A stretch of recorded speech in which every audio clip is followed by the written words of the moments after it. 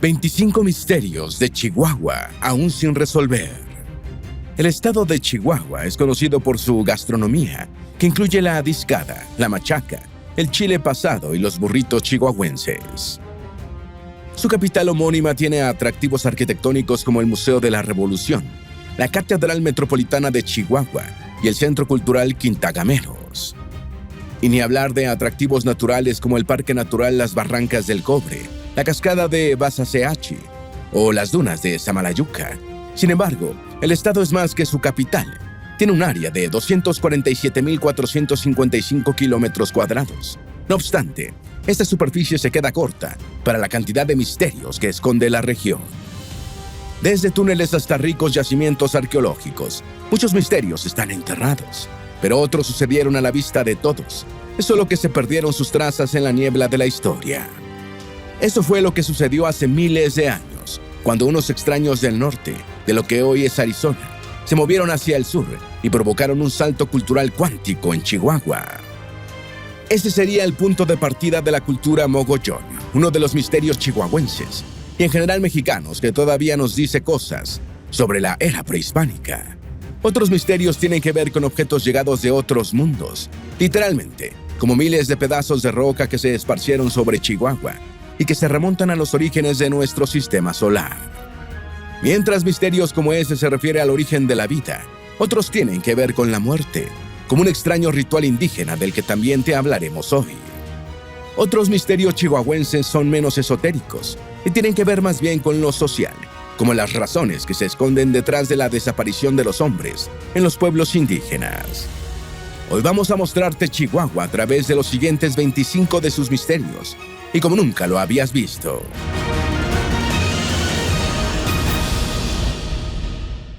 Número 1. El meteorito de Allende. Uno de los misterios más espectaculares de Chihuahua es que fue impactada por un objeto más antiguo que el Sol. Todo sucedió el 8 de febrero de 1969, cuando cayó un meteorito formado hace 4.500 millones de años, un momento en el que el Sol ni siquiera brillaba. Los vecinos miraron sorprendidos cómo el meteorito se desintegró en el cielo en miles de fragmentos, pero serían los científicos los que encontrarían lo más sorprendente. El meteorito corresponde al tiempo en el que se formó el sistema solar. Y hay más. La reconstrucción de la trayectoria del meteorito indica que provenía de Júpiter, en los confines de nuestro sistema solar.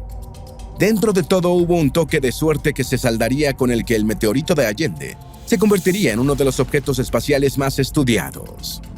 Se trata del laboratorio lunar de la NASA que, listo para estudiar rocas lunares del Apolo 11, recibió las muestras de Allende inmediatamente. Número 2. El misterio en el Coronel. La leyenda cuenta que un día de 1935, 3 ladrones intentaron robar el oro de una bodega en el Cerro Coronel. Para armarse de valor se detuvieron en una cantina. Al poco rato volvieron despavoridos y dijeron que preferían morir antes de intentarlo de nuevo. Pero, ¿qué había pasado? Uno de ellos contó que mientras trataban de forzar las cajas con el oro, ocurrió una explosión que los lanzó violentamente al suelo a todos. Desde ahí pudieron ver cómo el humo, que olía a azufre, tomaba la forma de un fantasma que tenía una espada en sus manos. Aterrados, vieron cómo el espectro avanzaba hacia ellos blandiendo el arma. ¿Dónde quedaba ese lugar embrujado? Por el cuento de los ladrones se ha logrado deducir que en un rancho ganadero que, en la Chihuahua moderna, correspondería a la actual esquina de las calles 45A y Urquidi, a 3 cuadras de la avenida Pacheco. Número 3. El misterio de la cueva de los cristales de Naica. No existe otra cueva como esta en ninguna parte del mundo. Para empezar, su clima es único. No se repite en ningún otro ecosistema. Y luego está su cámara de cristales gigantes, algo nunca visto y que no tiene parangón en el planeta entero. Los cristales parecen espadas empuñadas por gigantes, que las habrían dejado en este solo lugar de todos los posibles en la Tierra. Aún más, muchos no saben de la existencia de este misterio, porque en realidad la cueva no tiene un acceso natural, y las entradas fueron establecidas hace relativamente poco. Número 4. El misterio de Casas Grandes o Paquimé. Este yacimiento arqueológico se encuentra al norte del estado. Hoy es un sitio patrimonio de la UNESCO, y de paso, uno de los pueblos mágicos mexicanos desde el año 2015. Paquimé fue uno de los núcleos de la cultura mogollón que comenzó a ser ocupado en el año 1130. Estudiarlo permitió establecer sus nexos, con asentamientos ubicados en lo que hoy es Arizona y Nuevo México. Vistas estas conexiones sobre un mapa, podemos establecer con claridad la zona de influencia de la cultura mogollón. Paquimé tuvo un origen más bien humilde, como centro aglutinador de casas que tenían una característica que no deja de llamarnos la atención. Cada grupo de casas se levantaba en torno a un ecosistema compartido de agua. Una nota no tan optimista es que lo mejor de la cerámica hallada en el yacimiento fue expoliada y llevada a universidades estadounidenses, como la Stanford, donde todavía está. Tanto la fundación de la ciudad como su abandono son dos de los misterios de Chihuahua. Nadie sabe por qué se formó. No obstante, hay teorías que aluden a su importancia comercial prehispánica, que habría hecho que se amalgamaran distintas comunidades humanas en una encrucijada natural, a medio camino entre el desierto y tierras más fértiles. Asimismo, hay más dudas sobre su declive y despoblamiento. ¿Fue un fenómeno súbito, producto de guerras y cataclismos? ¿Acaso fue un vaciamiento lento producto de una sequía que hoy no existe? Número 5. ¿Qué es la cultura mogollón? Los arqueólogos la conocen muy bien porque, gracias a los restos de sus asentamientos, es una de las culturas prehispánicas más estudiadas. Establecida entre el suroeste de Estados Unidos y el norte de México, la cultura mogollón debe su nombre a las montañas del mismo nombre, bautizadas así en honor a Juan Ignacio Flores Mogollón, gobernador de Nueva España. En esas montañas se desenterrarían luego asentamientos de la enigmática cultura que luego se conocería como mogollón, gracias al arqueólogo Emil W. Jauregui. Se cree que la cultura mogollón tuvo su esplendor entre el año 200 de nuestra era y poco después de que llegaran los españoles, en 1540. En ese largo recorrido, sus miembros pasaron de ser recolectores a agricultores sedentarios, lo que los llevó a dominar con maestría las técnicas de riego. En sí misma, la cultura mogollón es como un tronco común del que se cree que se derivan ramas, como la cultura de los mimbres. Número 6. ¿Cuál es el verdadero origen de los mogollón? Una teoría asegura que se originó durante el periodo arcaico, en algún momento entre el 8000 y el 1000 a.C. A medida que la población crecía, se irían creando distinciones entre estos primeros ocupantes del continente, que darían como resultado su diferenciación en la cultura mogollón. Frente a esta posibilidad, está otra que define a la cultura mogollón como descendiente de tribus migrantes de las regiones agrícolas del centro de México, en torno al año 3500 a.C. Estos invasores habrían desplazado a los habitantes que ya ocupaban la región desde el periodo arcaico. Ahora bien, el abanico de posibilidades incluye una tercera, que la cultura mogollón sea descendiente de la cultura cochise, que habría llegado a la zona en torno al año 5000 a.C. Número 7. ¿Por qué ocurrió el declive de Paquimé? De la bruma del tiempo se desprende que es posible que Paquimé haya caído por una invasión. Hoy se sabe que la región que ocupaba la cultura mogollón terminó siendo el hogar de un pueblo apache que no tenía ninguna relación con ellos. Significa que fueron desplazados por un pueblo que sabía luchar mejor. Es muy posible. Aunque es una noción revolucionaria, los apaches terminarían creando su propio imperio, uno que pudo haber comenzado con la aniquilación de la cultura mogollón. Aunque al día de hoy todavía los Hopi y los Zuni se identifican como descendientes de los mogollón, otra posibilidad es que los guerreros purépecha hayan cortado las rutas comerciales que alimentaban a Paquimé hasta asfixiarla. Número 8. El misterio de Huapoca. Huapoca está salpicada de cuevas, que son el verdadero misterio de este yacimiento arqueológico ubicado cerca de la ciudad de Madera. En ella se refugiaron los Paquimé, dejando sus vestigios para la posteridad. Una de ellas es espectacular, la llamada Cueva Grande, porque una cascada cubre su entrada, y dentro se encontraron dos viviendas de hace 800 años, cada una con 2 niveles. Otro misterio se desenvuelve en torno a la denominada Cueva de la Momia, donde se encontró el cuerpo momificado de un hombre rodeado de ofrendas. ¿De quién se trataba? ¿Por qué las ofrendas? Se sabe que había más momias en la cueva, pero se cree que fueron destruidas por vándalos. Número 9. ¿Qué es la Sierra Tarahumara? Mientras ponemos el foco en los grandes asentamientos precolombinos del sur mexicano, estamos olvidando lo que sucedía al norte. En el año 1000 de nuestra era, todavía el norte mexicano estaba ocupado por tribus seminómadas que habitaban en cuevas, el escenario de sus correrías, la Sierra Tarahumara. Esta es una cadena montañosa que surgió del movimiento de las placas tectónicas hace unos 80 millones de años, integrada en la Sierra Madre Occidental. Algunos de sus puntos más altos se elevan hasta los 2500 metros, y en cada nivel hay un nicho de clima diferente, que va desde el desierto y hasta las nevadas en la cúspide. Número 10. ¿Quiénes fueron los primeros habitantes de la Sierra Tarahumara? La revista Muy Interesante nos cuenta cómo eran los habitantes de esta sierra hace miles de años. Hoy la Sierra Tarahumara tiene una riqueza cultural que incluye a las culturas rarámuris o tarahumaras, Odami o tepehuanes del norte, o Oba o primas, y Guaricó o Guarijío, a las que se suman las comunidades mestizas. Pero se cree que hace 1000 años esa diversidad era todavía mayor, lo que no asombra a nadie porque la región ha estado habitada desde hace 12.000 años. Estos primeros pobladores eran hombres de la edad de piedra que usaban herramientas de ese material, como las puntas de flecha Hopi, para cazar ejemplares de megafauna cuyos restos encontramos por doquier. En tiempos más recientes, alrededor del año 2000 a.C., los primeros cazadores nómadas habían extendido sus capacidades a la pesca y la recolección. Sin embargo, su salto civilizatorio más importante fue un tipo de agricultura primitiva en la que cultivaban un maíz semisalvaje llamado chapalote. Este es el momento cultural que los arqueólogos denominan etapa canastera, con la cestería como centro de su manufactura. Número 11. ¿Qué ocurría en Chihuahua hacia el año 1000 de la era cristiana? Ya hemos venido armando esa imagen. En ese momento la región era recorrida por tribus nómadas, forrajeando en los territorios que hoy conforman Chihuahua. Lo importante es que comparemos lo que hacían estas culturas con lo que sucedía algo más al sur. Comenzaba la marcha de las tribus que terminarían por levantar el imperio mexica. Al ser nómadas, las tribus del norte carecían del centro político que los hiciera una potencia capaz de tener las invasiones que se sucederían en los siglos venideros.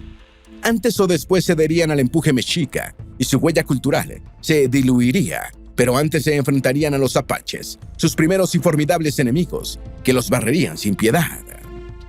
Número 12. ¿Qué son los canastos Wari que se han encontrado en la Sierra Tarahumara? En esta etapa canastera que te mencionamos, el principal producto que fabricaban eran los canastos Wari. Estas cesterías se tejían redondo y estaban hechas de palmilla y sotol. Los canastos Wari no eran usados solo para cargar comida y utensilios, porque algunas excavaciones mortuorias demuestran su presencia en Rarámuri. Hoy, como hace siglos, los canastos Wari se siguen elaborando en las rancherías para conservar y transportar granos y más comida. Otra forma en la que los canastos Wari mantienen su vigencia es a través de su forma redonda, que permanece como un elemento protagónico en la cosmología tarahumara. Esa urdimbre de sotol se repite en la forma de un tambor que se toca para anunciar la Semana Santa, en los danzantes que giran al ritmo de una sonaja, el violín y una guitarra, y en la hechura de una tortilla de maíz. En el fondo, lo que nos dice todo esto es que el mundo, la gran tortilla, es redondo como los canastos de los ancestros.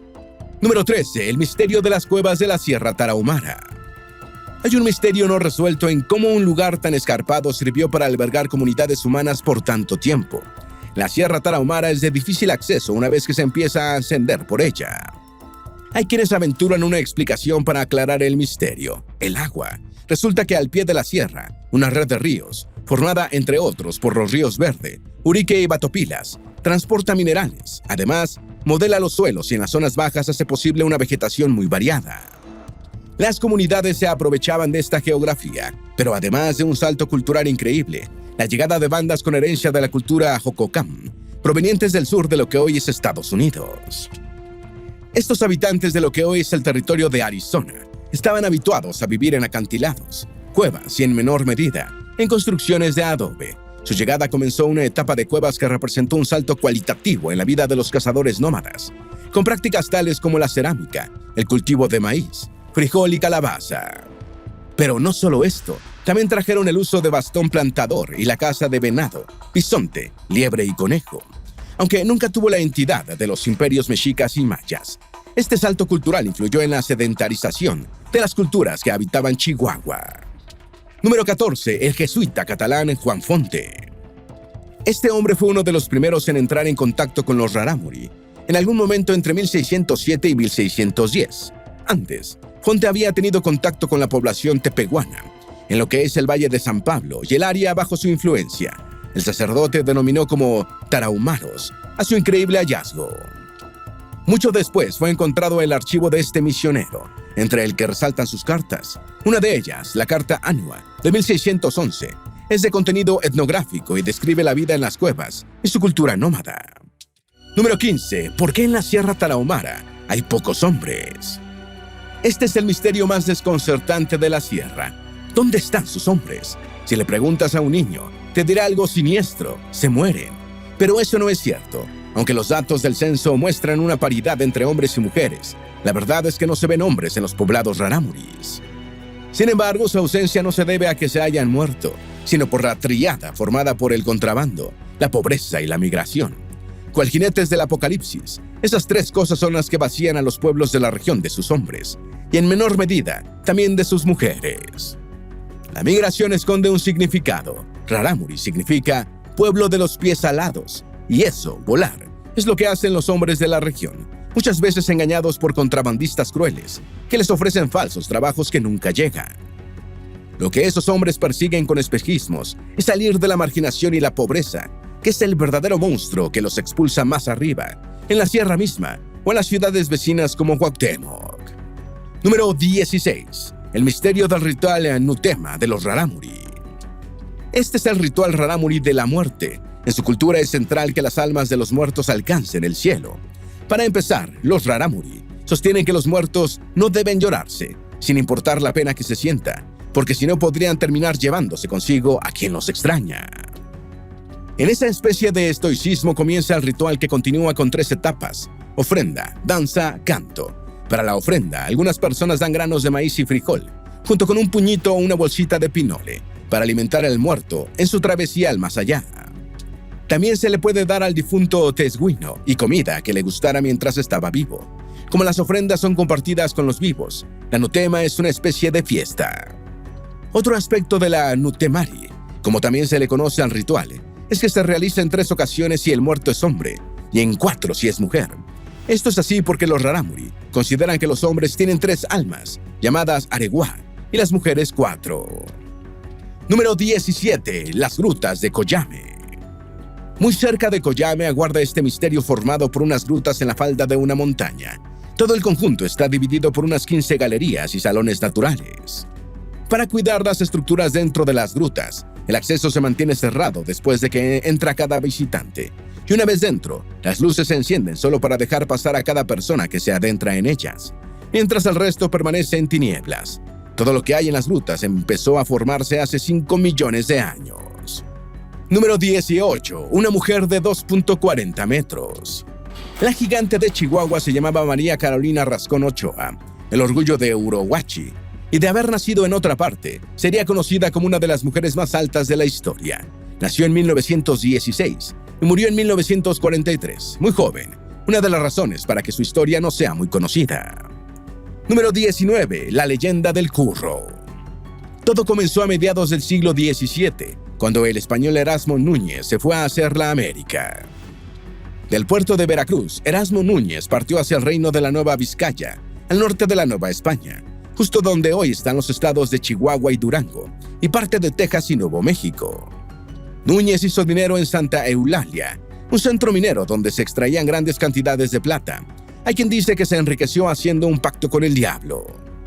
Y de ahí viene su apodo de El Curro. Después de hacerse rico, el Curro ocultó parte de su oro y plata en un tiro de mina abandonado en los montes que rodean a Santa Eulalia. Y luego volvió a España para ver a su familia y traer a un heredero. Sin embargo, murió en el camino. Aún por las callejas de Santa Eulalia se escucha el nombre del Curro, quien ofrece a los que lo ven revelar el lugar de su tesoro, pero con la condición de cumplir una tarea. Aquí hay versiones diferentes. Una dice que esta tarea consiste en rezar por él en la iglesia de su pueblo natal, ubicada en España. Sin embargo, otros han dicho que la tarea consiste en algo mucho más siniestro. Quien quiera el tesoro del Curro debía ofrecer en sacrificio a su hijo mayor. Número 20. La casa de los chinos. En el Cerro Grande, también conocido como Areguacahuí o Montaña de las Almas, se sitúa esta propiedad. Una de sus leyendas cuenta que una vez vista la casa, hay que bajar por el extremo norte antes de que se haga de noche. Si no, quien incumpla será traído por el templo y sometido a sus tormentos. Otra leyenda habla de una pareja de chinos que se hizo con la casa y se enriqueció, hasta que fueron asesinados durante la Revolución Mexicana, siendo colgados de los árboles alrededor de la propiedad. Por último, está la historia sobre los criados que asesinaron a su patrón, que los maltrataba, y a todos sus invitados durante una cena en la casa y luego trataron de quemarla para ocultar el crimen. Número 21. La planchada.